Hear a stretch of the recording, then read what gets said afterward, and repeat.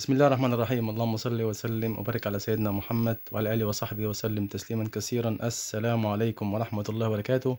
يا رب دايما تكونوا بخير وفي أحسن حال. معانا إن شاء الله في الفيديو ده ريسيفر صيني اسمه ستارلينك. الريسيفر ده بيشتغل بريموت اللي هو اسمه صف واحد أو ريموت دريم.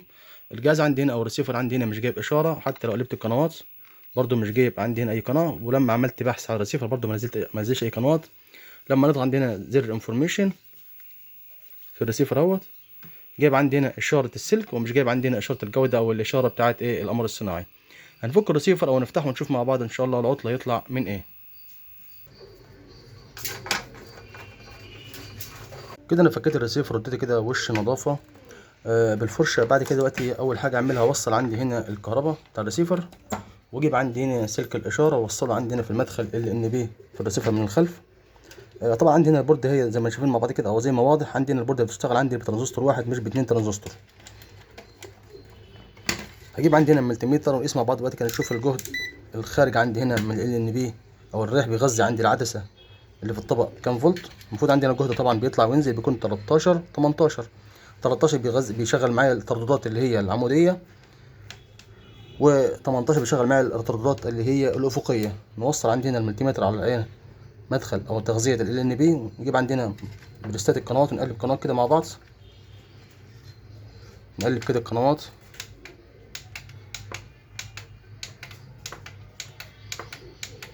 كده. انا بقلب عندي القنوات اهوت، وعندي هنا الجهد زي ما هو 21 فولت. معنى كده ان في عندي هنا دلوقتي في مشكله في الريسيفر. الجهد ثابت زي ما هو عندي هنا، وانا غيرت طبعا من قنوات كتير، فمعنى كده ان في عندي هنا مشكله. افصل عندي الكهرباء الثاني بتاع الريسيفر. اول حاجه نعملها عندي هنا في هنا زي ما قلنا ترانزستور واحد بس عندي هنا في الريسيفر دوت. فاحنا ممكن نيجي هنا على وضع، ممكن نقيس الجهد الخارج من الباور الاول، نشوف عندي هنا 21 15 موجودين ولا مش موجودين. اوصل الريسيفر بالكهرباء تاني، نقيس مع بعض كده. هنا الباور خارج منه 15 21، دي كده ال 21 ودي كده 15. طبعا دي 3 او 3 وده كده الارضي. معنى كده ان عندي الجهود خارجه عندي هنا من الباور، فمعنى كده ان في عندي هنا مشكله، يا اما في ترانزستور، اما في الديودات ديت، اما في الاشاره الخارجه نفسها من المعالج. ولكن في هنا نقطه، انا عندي هنا الجهد اللي واصل عندي هنا 15 فولت واصل عندي هنا على الديود ده، والديود بيدي ده وده بيدي ده. معنى كده ان عندي هنا طبعا دي ديودات شوت ديود مش ديود عادي، يعني بيخصم من الجهد 3 من 10 فولت، على عكس الديود العادي اللي هو بيخصم من الجهد 7 من 10 فولت. فبالتالي عندي هنا الجهد 15 فولت واصل على طول. لما بجيب قناه او لما بجيب تردد افقي، اللي بيحصل الترانزستور ده بياخد اشاره من المعالج، وبدل من هنا 13 فولت او بدل من 15 فولت تطلع عندنا ال 20 فولت، وعلى ما توصل لل بي تبقى 18. طيب اول حاجه نعملها نقيس مع بعض الترانزستور دوت كده، نشوف هو قاطع او فيه شورت او فيه تسريب او فيه ايه. هجيب عندنا وضع قياس الديود، نقيس مع بعض كده ترانزستور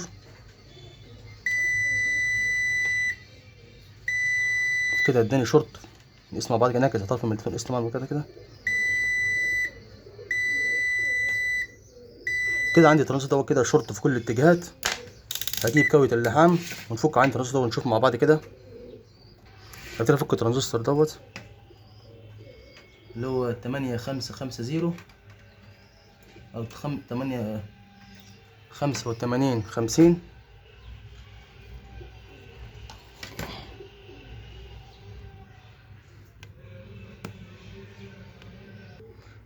ده كده الترانزستور دوت القديم اللي على الشمال والجديد على اليمين 8550.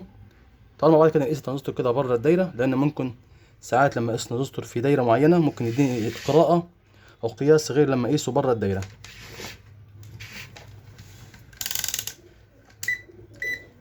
المفروض ان عندي طرف اللي في النص هو طرف البيز،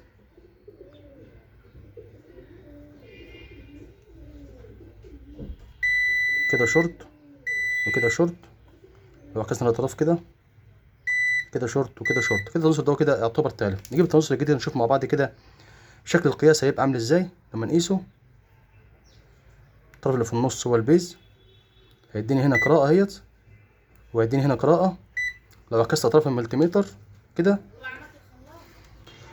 لما اعكس الاطراف كده، هنا مش يديني قراءة ولا هنا يديني قراءة. كده ما ادينيش حاجة. الترانزستور ده كده يعتبر اللي هو طريقة القياس اللي هي الصحيحة. هجيب ترانزستور اركبه عندي هنا مكان التاني بنفس الشكل اللي كان راكب بيه.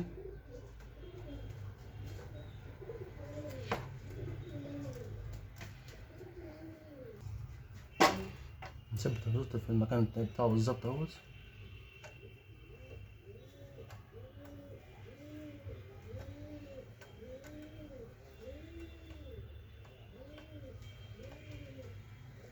كده ثبت الترانزستور مكانه بالظبط اهوت. هبتدي دلوقتي عندي هنا اوصل الكهرباء بتاع الريسيفر تاني، باسمع بعد كده الجهد اللي خارج بيغذي ال ان بي هيتغير وانا بغير القنوات او يفضل ثابت زي ما كان قبل ما نغير الترانزستور.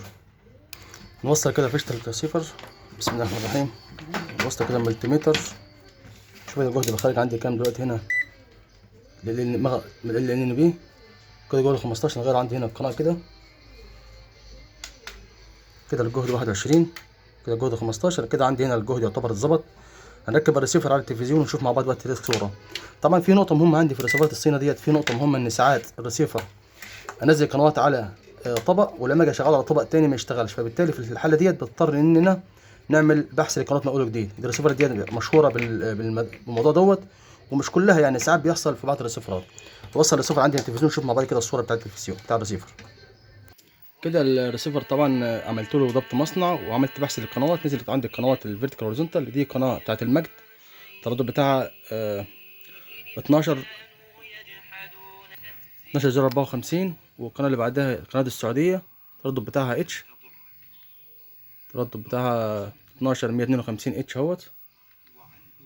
بس كده طبعا الريسيفر اشتغل. المشكله كانت في الريسيفر ان فيها حصل عندي هنا قفله في السلك اللي راح للطبق، وكان الريسيفر واقف على قناه او واقف على تردد اتش او تردد افقي، عشان كده الترانزستور عندي هنا اللي هنا شفناه دوت اللي هو باظ. دي كانت فيديو سريع لريسيفر يعتبر قاطع اشاره افقي. شكرا لكم واشوفكم ان شاء الله في فيديو. السلام عليكم ورحمه الله وبركاته.